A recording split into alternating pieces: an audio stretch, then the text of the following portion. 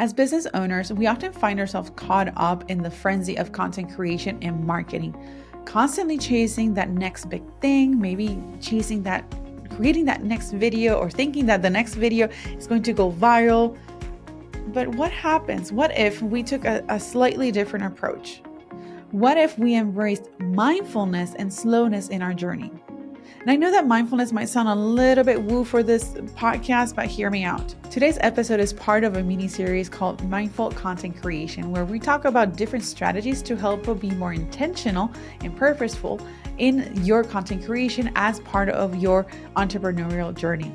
I'm Jasenia, your video podcast and content creation coach, and this is Focus and Bloom Podcast. Here we share mindful marketing strategies to help you create more impactful content for your podcast.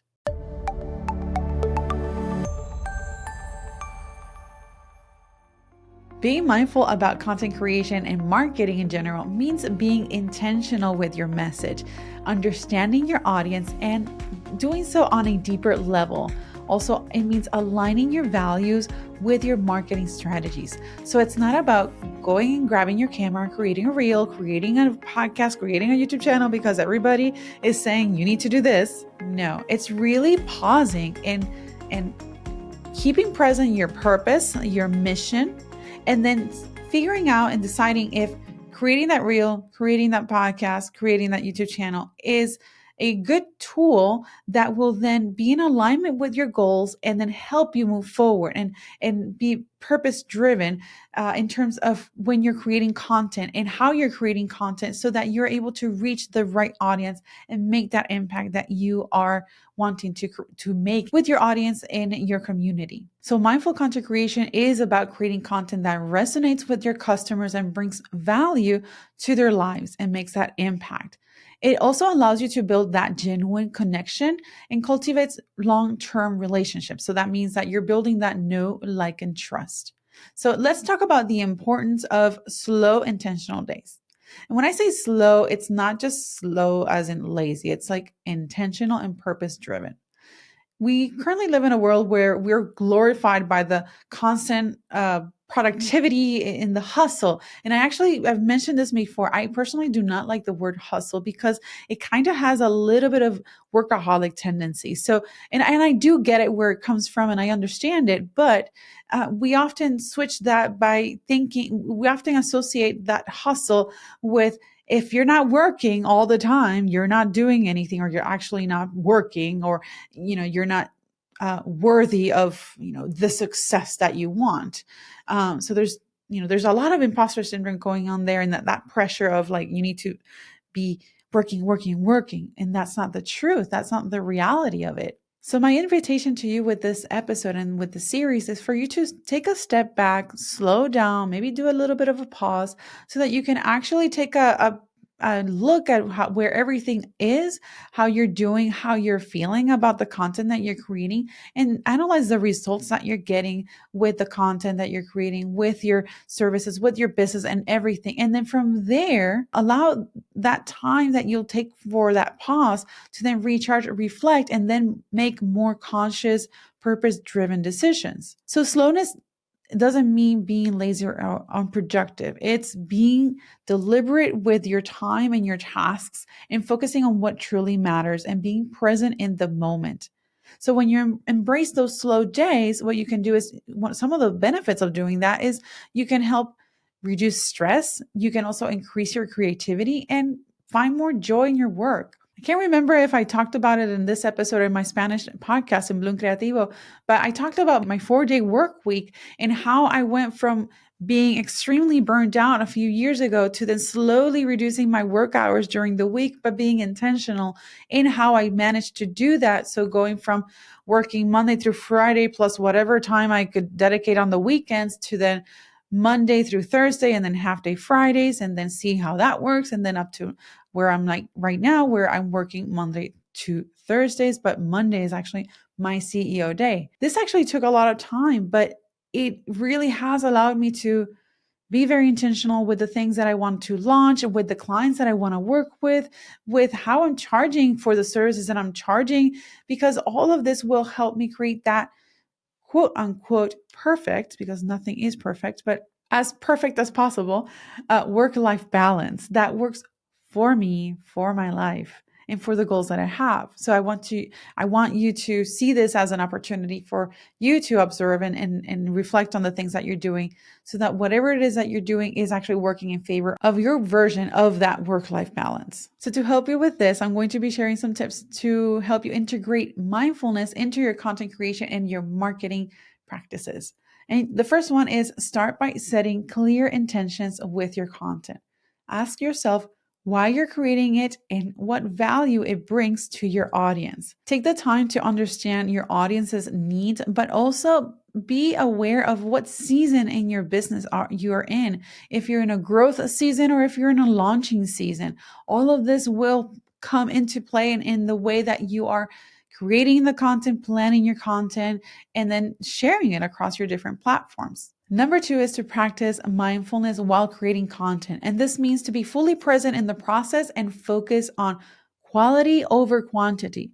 So if at the moment you are only able to produce 2 episodes for your podcast a month, then make sure that you are producing the best 2 episodes for the month that you can possibly do.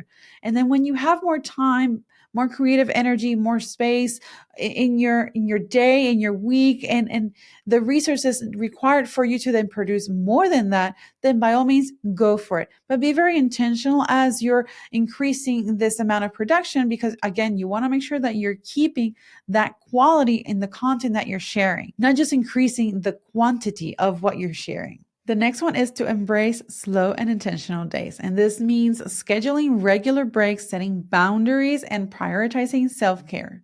I can definitely tell you that boundaries is one of the hardest things for me to set because if you're the one that is setting these boundaries and you're the one that's breaking them, nobody else will follow them. And it's actually one of the things that I really struggle a lot in actually respecting my own boundaries. So there's a lot of mindset behind that. There's a lot of work behind that. Because in my case, what happens to me is like I set these boundaries, but then I'm like, yeah, but I really want to do this. So, ooh, but part of me is saying that I need to do this. Really go back to your purpose and your why. So when this happens, remember that you have a purpose as to why you put those boundaries there in the first place. Those boundaries will help you in the larger scheme of things, in helping you continue with the purpose that you have in your mission with your business. So be kind with yourself as you are being more mindful in your content creation, in your entrepreneurial experience. Be kind to yourself always. The next one is incorporate moments of reflection into your content creation process.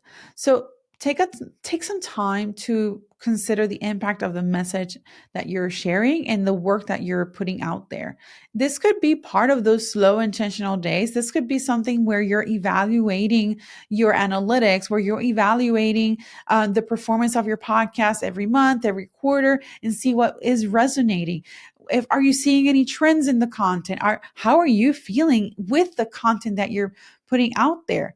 When I started my business, I started as a portrait photographer. And then from there, I pivoted many times from fashion and portrait to weddings and portrait and branding. And then from there, kind of went away and then away from photography and more into the marketing and podcasting world. So that wasn't overnight. That was a process that I really had to think about and ponder because I wasn't sure what was my next step. So if you're finding yourself in that moment or where you're in between a pivot or maybe it looks like you're going to be pivoting, take time to evaluate where you are, how you're feeling, and reflect on all of that so that you can then make your decisions from a place where you are as objective as you possibly can. The next thing is to practice active listening and engage with your audience regularly. So don't post and ghost.